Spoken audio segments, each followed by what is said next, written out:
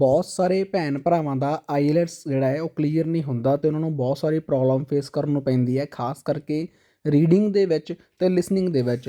Writing ਅਤੇ speaking ਤਾਂ ਉਹ ਔਖੇ ਸੌਖੇ ਕਰ ਹੀ ਲੈਂਦੇ ਆ, ਪਰ ਜੇਕਰ ਆਪਾਂ ਗੱਲ ਕਰਦੇ ਹਾਂ ਰੀਡਿੰਗ ਦੀ ਅਤੇ ਲਿਸਨਿੰਗ ਦੀ, ਤੁਸੀਂ ਸਕਰੀਨ ਦੇ ਉੱਪਰ ਰਿਜ਼ਲਟ ਦੇਖ ਸਕਦੇ ਹੋ ਸਟੂਡੈਂਟ ਦਾ। ਲੈਫਟ ਐਂਡ ਰਾਈਟ ਤੁਸੀਂ ਸਾਡਾ ਇੰਸਟਾਗ੍ਰਾਮ ਪੇਜ ਵੀ ਦੇਖ ਸਕਦੇ ਹੋ, ਜਿਸ ਦੇ ਉੱਤੇ ਅਸੀਂ ਕੈਨੇਡਾ ਦੀ ਹਰ ਇੱਕ ਅਪਡੇਟ ਅਪਲੋਡ ਕਰਦੇ ਹਾਂ ਅਤੇ ਪਲੱਸ ਸਟੂਡੈਂਟ ਦਾ ਰਿਜ਼ਲਟ ਵੀ ਸ਼ੇਅਰ ਕਰਦੇ ਹਾਂ। ਜਿੰਨੇ ਵੀ ਸਟੂਡੈਂਟ ਸਾਡੇ ਕੋਲੋਂ ਪ੍ਰੈਡਿਕਸ਼ਨ ਅਤੇ ਉਸ ਦੀ PDF ਲੈਂਦੇ ਆ, ਜੇਕਰ ਕਿਸੇ ਵੀ ਸਟੂਡੈਂਟ ਨੂੰ ਲਿਸਨਿੰਗ, ਰੀਡਿੰਗ, ਰਾਈਟਿੰਗ ਅਤੇ ਸਪੀਕਿੰਗ ਦੇ ਵਿੱਚ ਪ੍ਰੋਬਲਮ ਆਉਂਦੀ ਹੈ, ਤੁਹਾਨੂੰ ਪ੍ਰੈਡਿਕਸ਼ਨ ਅਤੇ ਉਸ ਦੀ PDF ਚਾਹੀਦੀ ਹੈ, ਘਰੇ ਬੈਠ ਕੇ ਤੁਸੀਂ ਤਿਆਰੀ ਕਰ ਸਕਦੇ ਹੋ ਵਿਦਨ 15 to 20 ਡੇਜ਼। ਜੇਕਰ ਤੁਸੀਂ ਦਿਲੋਂ ਮਿਹਨਤ ਕਰੋ ਤਾਂ ਤੁਸੀਂ ਆਪਣਾ ਐਗਜ਼ਾਮ ਕਰੈਕ ਕਰਕੇ ਸੇਮ ਉਵੇਂ ਦਾ ਰਿਜ਼ਲਟ ਲੈ ਸਕਦੇ ਹੋ ਜਿਵੇਂ ਨਾ ਤੁਹਾਡਾ ਇੱਕ ਡਰੀਮ ਹੈ, ਜਿਵੇਂ 7.5, 8, 9 ਬੈਂਡ। ਪ੍ਰੂਫਾਂ ਦੀ ਗੱਲ ਕਰੀਏ, ਪ੍ਰੈਡਿਕਸ਼ਨ PDF ਦੇ ਵਿੱਚੋਂ last time 100% same reading, 100% same writing ਅਤੇ ਸਪੀਕਿੰਗ ਆਪਾਂ ਨੂੰ ਦੇਖਣ ਨੂੰ ਮਿਲੀ ਹੈ। ਉਸ ਦੇ ਪ੍ਰੂਫ ਤੁਹਾਡੀ ਸਕਰੀਨ ਦੇ ਉੱਪਰ, ਰਿਜ਼ਲਟ ਤੁਹਾਡੀ ਸਕਰੀਨ ਦੇ ਉੱਪਰ ਆ। ਜਿੰਨੇ ਵੀ ਸਟੂਡੈਂਟ ਸਾਡੇ ਕੋਲੋਂ ਪ੍ਰੈਡਿਕਸ਼ਨ ਲੈਂਦੇ ਆ, ਆਪਣੀ ਚੈਟ ਸ਼ੇਅਰ ਕਰਦੇ ਆ ਸਾਡੇ ਨਾਲ, ਅਤੇ ਉਸ ਤੋਂ ਬਾਅਦ ਉਹਨਾਂ ਦੇ ਬਹੁਤ ਵਧੀਆ ਆਪਾਂ ਨੂੰ ਬੈਂਡ ਸਕੋਰ ਦੇਖਣ ਨੂੰ ਮਿਲਦੇ। ਜੇਕਰ ਤੁਹਾਨੂੰ ਵੀ ਚਾਹੀਦੇ ਆ ਤੁਸੀਂ WhatsApp ਕਰ ਸਕਦੇ ਹੋ। Between a visa officer and an applicant. First, you will have some time to read questions 1 to 5.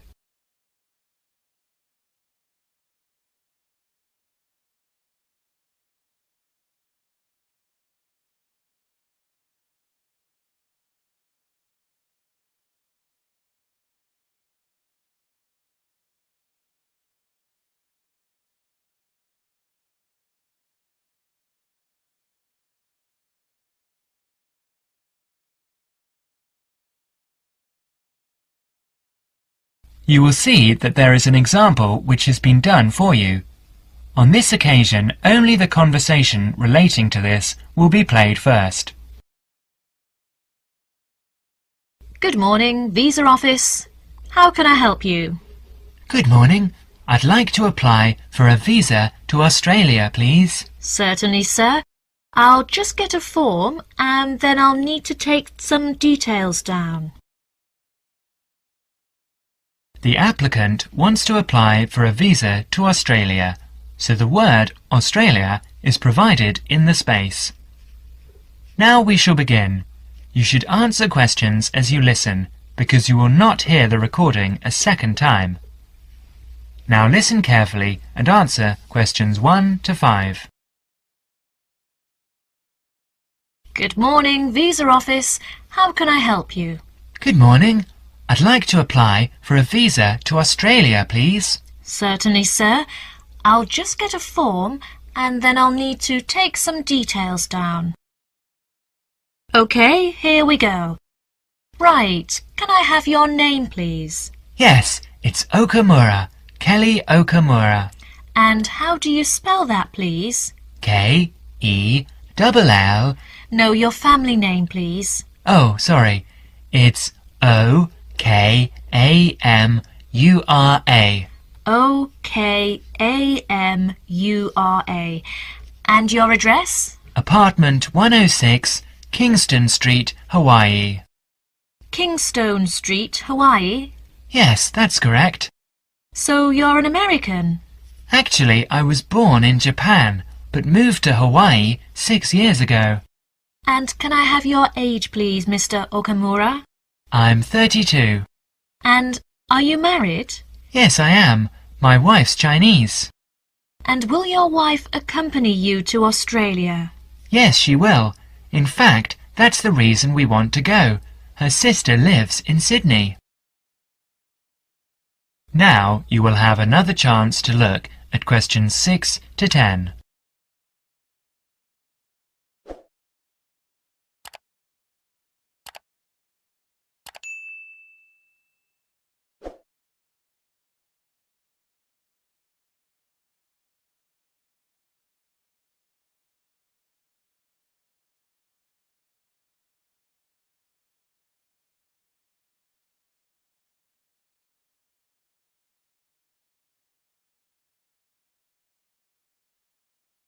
As the conversation continues, answer questions 6 to 10.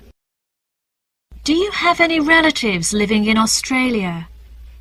I used to have an uncle, but he died several years ago. Now there's only my sister-in-law and my wife's cousin. So the purpose of your trip is to visit your wife's relatives. Am I correct? Well, not exactly. Mainly because I have my own trading company and I will be looking for business opportunities. Although I do want to do some travelling as well. You know, see some of the sights, that sort of thing. Although I don't intend to work in Australia. And your wife, what will she be doing? She'll be studying English. She wants a student visa. And how long do you plan to stay? About 1 year, I guess. Well, I'm afraid a standard tourist visa is only valid for 30 days. Although in your case, we can issue you with a business visa. Business visas last for 6 months, but you will be able to renew it. We can give your wife a 12-month visa, though. 6 months is okay. So what do I need to do now? Come along to the office any time during weekdays, but it must be office hours. We close at 5:30. And bring along 2 passport-size photos, and your passport, of course. Your wife will also need 2 photos. So that's 4 passport-size photos in total. Okay. Thank you for your help. Bye. Bye. That is the end of section 1. You will have half a minute to check your answers.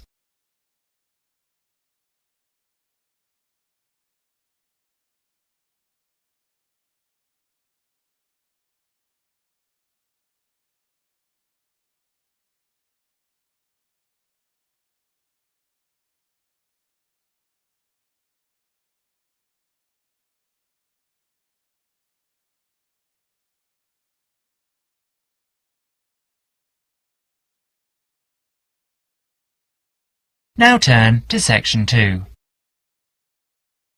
Section 2. You will hear an informative talk given by Michael on how to keep out burglars and keep your home safe. Before you listen, you have a chance to read questions 11 to 20.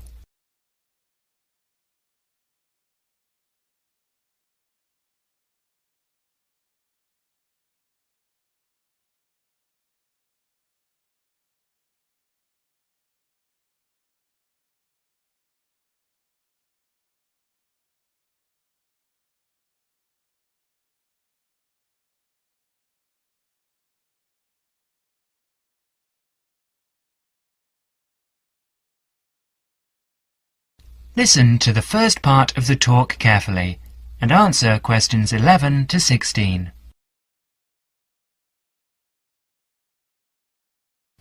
Keep them out. There's no fail-proof way to keep out a burglar, but every little bit of deterrence helps. Even if you can't afford a security system, you can take a few minutes to make your home a little safer. Some relatively simple steps will greatly decrease the odds of a break-in, which means you can enjoy more peace of mind. And isn't that what home is all about? Think like a burglar. If you were one, how would you get into your home? Evaluate your home from the inside and out, day and night.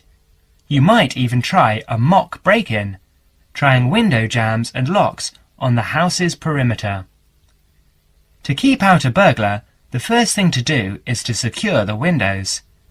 Though windows are relatively easy to break, the loud noise of shattering glass will deter a thief if you're near other houses. Don't leave your windows open during the night, whether you're at home or away. That's a common sense precaution, but a surprising number of people forget to do just that.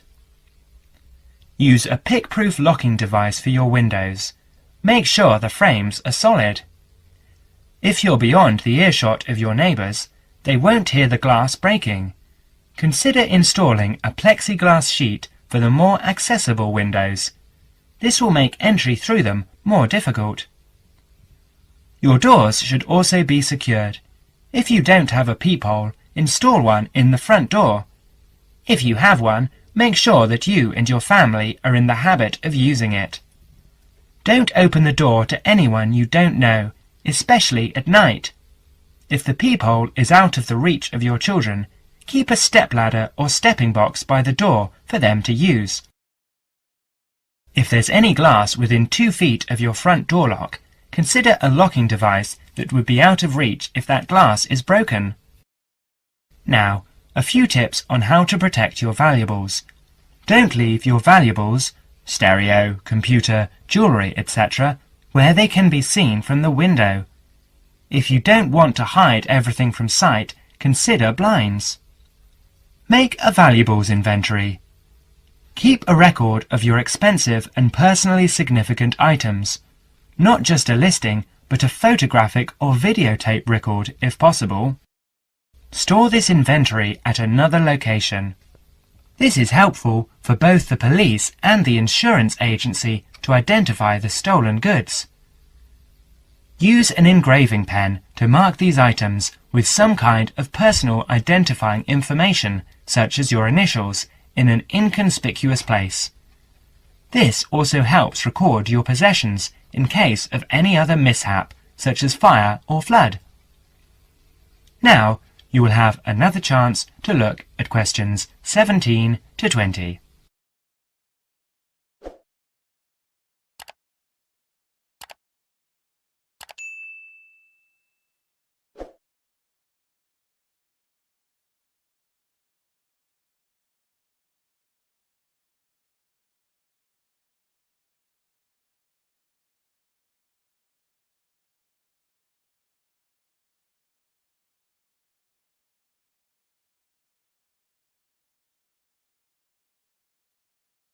As the talk continues, answer questions 17 to 20. Don't stop your security awareness at the outside walls of your house. Your yard areas, if any, also deserve your attention. In general, don't leave anything around the yard that might help a burglar get into your house. Ladders, stackable boxes, or any garden tools should be put away, preferably in a locked cabinet. Install a light in your yard that is sensitive to movement. Place it high and out of reach. Trim hedges or bushes that are near doors or windows. These can be good hiding places. Don't place outdoor furniture tables nearby the house. These could become an easy stepladder to the roof. When you are on vacation, create the occupancy illusion. Maybe you laughed at your mother for leaving the lights on and the radio playing while she left for vacation, but she had the right idea. Those steps aren't quite enough, so try these strategies. Buy electronic timers that turn lights on and off at different times. Hook up a timer to your TV for a few hours each evening. Turn the volumes up too. Not enough to annoy the neighbours, just enough that a lurker at the windowsill couldn't miss hearing it. Have your newspaper and mail delivery suspended. If you don't have time to do this, ask a neighbour to pick them up for you. Ask a neighbour to park in your driveway or parking place. Think about having someone house-sit your home. If he's a relative or friend, he may cost you no more than the contents of your refrigerator. You can also find professional house-sitters or house-sitting services that find someone to stay while you're away. Leave your shades as they are normally, or at least don't close up every one. One sign of a vacant house is closed shades during the day. Lock your garage door with a padlock. That is the end of section 2. You will have half a minute to check your answers.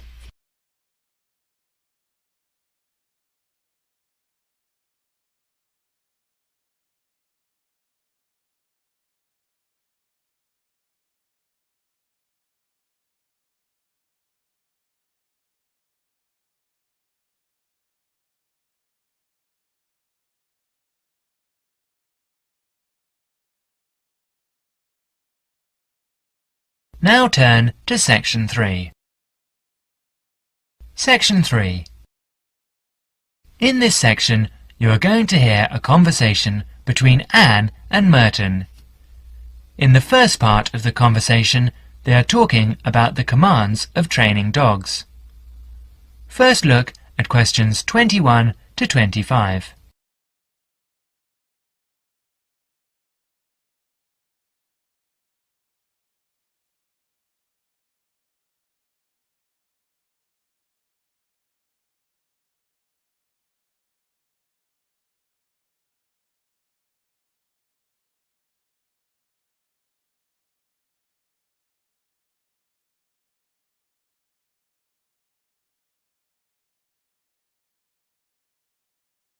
Now listen carefully and answer questions 21 to 25. So, that research paper we have to do next is the one about different styles of training dogs. How do you think you'll approach writing it? You know, I've been thinking about it, and I feel that the best way to write it is to divide the paper into two main parts. In the first part, would be analysing some examples of each style of training dogs. Right. First, what the styles are.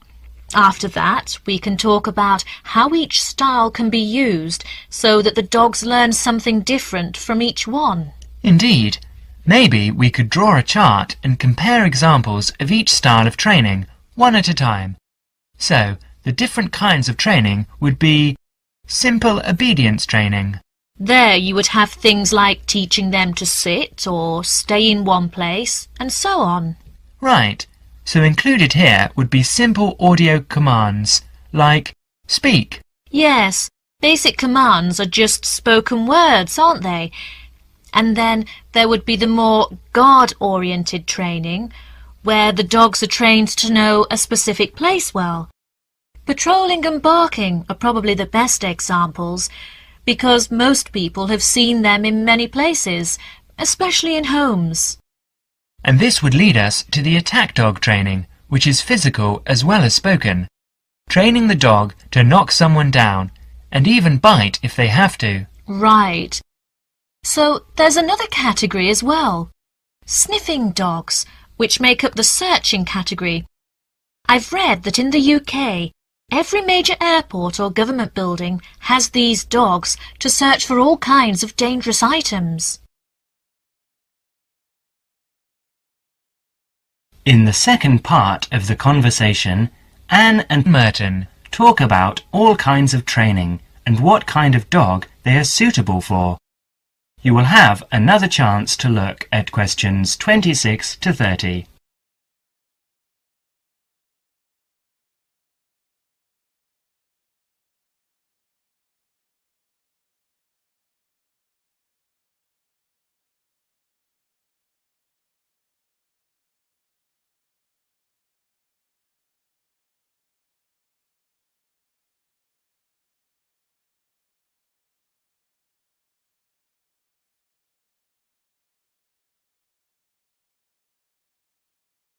Listen carefully and answer questions 26 to 30. I can believe that. Well, we have a good list to build on. We're finally getting started now, so let's try to figure out when each type of dog training should be used. I guess we can start by trying to figure out the best situation for each type of dog training. What do you mean? What I mean is whether each type of training should be used with different kinds of dogs. We could use basic obedience training, for example, and ask whether it's more useful for a small dog, a medium-sized dog, and so on. In this case, I'd say obedience training is best with small dogs because they tend to get excited easily, and this will help keep them out of trouble. Okay, that makes sense. Then, let's look at physical training. Even though some people think it's ideal for every breed of dog, I think it's better suited to the larger kinds. Small dogs usually just aren't smart enough to understand the physical commands, and they can even get hurt from them. The specialized sniffing training is the same. I think it's better with the more intelligent breeds of dogs, and it's hardly ever useful with really small dogs. Attack training, however, can be useful for every kind of large dog as long as the dog is treated well and given a lot of attention and care. All right. And what about guard training? Barking is an ideal way for small dogs to guard a home. I know they aren't big enough to stop a person, but making some noise is often all a dog needs to do. Other kinds of guard training, like biting, though, are different. I'd always plan to teach that to a smart dog, giving them a chance to use their brains and defend their homes. I'd have to agree.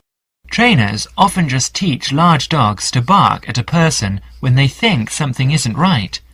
But if the dogs know how to use physical skills in a bad situation, they could save their owner's life someday. Yes.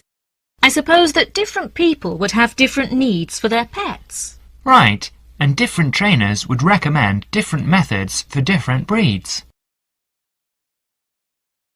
That is the end of section 3. You will now have half a minute to check your answers.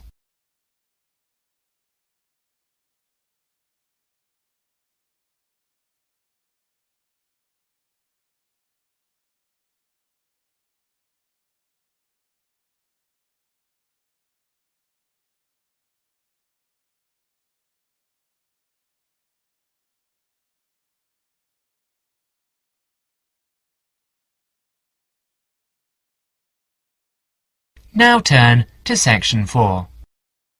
Section 4.